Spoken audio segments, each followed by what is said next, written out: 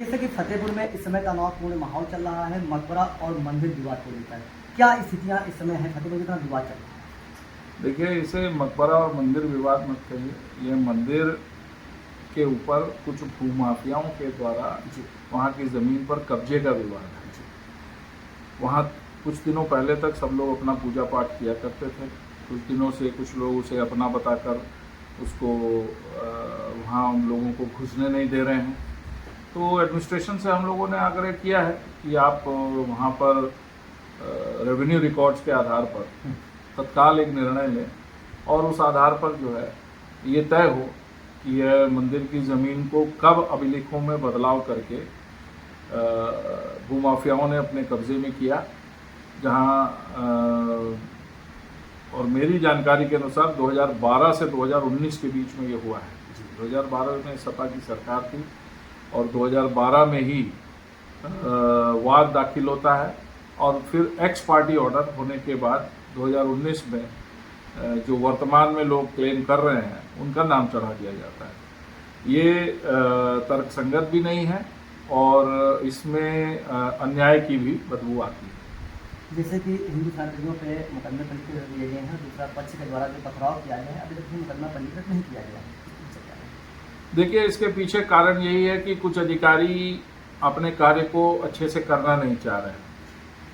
यदि कुछ लोगों के विषय में उन्होंने एफआईआर की है तो उस पक्ष को पर भी एफआईआर होनी चाहिए जिसके कारण रोष उत्पन्न हुआ है। जब कुछ लोग नारे लगाएंगे उकसाने वाले, तो निश्चित है कि कुछ रोष उत्पन्न होगा और फिर युवा किसी के कंट्रोल में नहीं रह जाता है।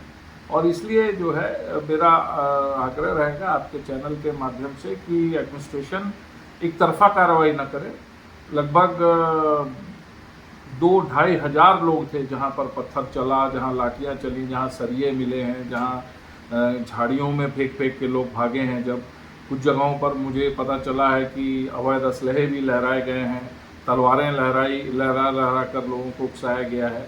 तो ये सब एडमिनिस्ट्रेशन के सामने हुआ है। एडमिनिस्ट्रेशन को इसके ऊपर सख्त कार्रवाई करनी चाहिए और अगर सख्त कार्रवाई समय रहते हो गई होती, रेवेन्यू के आधार पर ही चाहे हो गई होती, तो शायद इस तरह की घटना न करती। जैसे 16 तारीख जन्माष्टमी आ रही, पूजा अर्चना के लिए आह्वान क्या दोबारा होगा?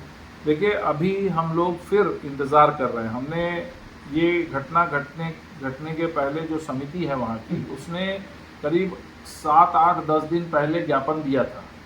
उस ज्ञापन पर जो भी तर्कसंगत निर्णय होता वो हो जाता तो शायद ये परिस्थिति ही न उत्पन्न होती।